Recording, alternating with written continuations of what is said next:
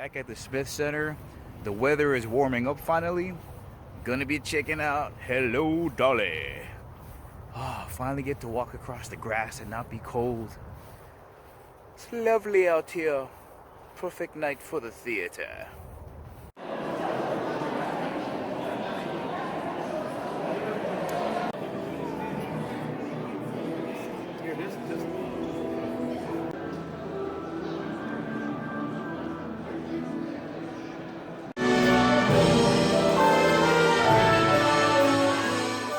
Now, up until this point, my only experience with Hello Dolly was a cassette tape that my dad bought in the 1980s when I was a lot younger.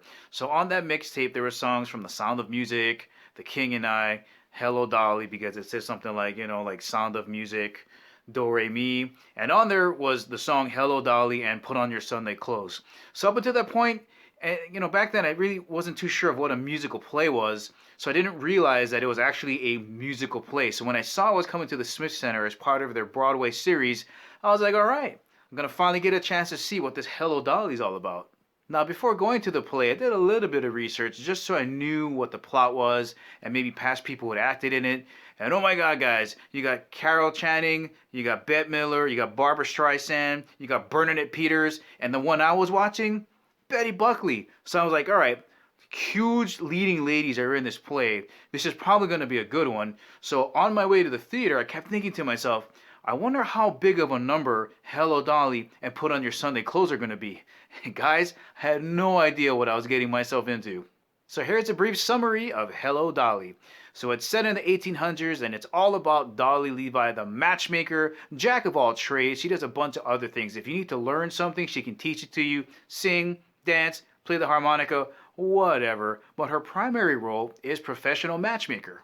So she's trying to find a match for this gentleman named Horace Vandergelder, who in secret she really wants to marry because she's been widowed for a while.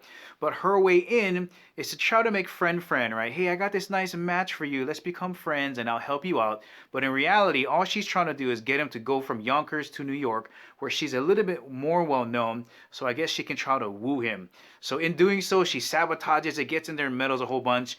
And in the story, there's a whole bunch of other things going on. But that's the meat of the story is she's trying to marry this guy, Horace Vandergelder, who is seriously hard-headed, and she's extremely strong-willed. So when you get a hard-headed business guy together with a strong-willed woman, it gets really entertaining.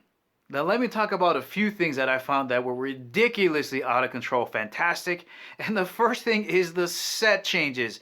The sets were just massively, iconically huge. And I don't know, maybe it's because it came out in the 1960s and they were trying to recapture what it was like to see a play in the 1800s.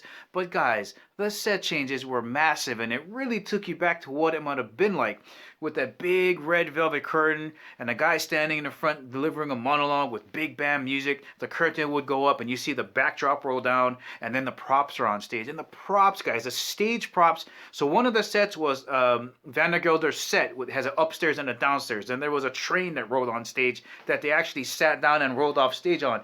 There was a horse carriage. There was a parade. There was so many big numbers that props were moving in and out of. In my mind, I'm thinking, how was it possible to get so many truck trailers to get all these props onto that stage?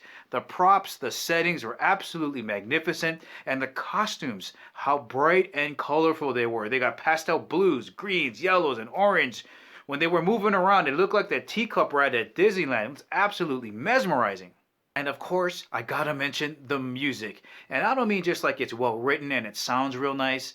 The wall of sound that came off of that stage and how perfectly harmonized it was ridiculous to have that many people on stage and have it harmonized. Guys, you can go to a musical and say, hey, that's great. The music was well written and it sounds great. But to have multiple people sing in harmony and dance on stage is mesmerizing.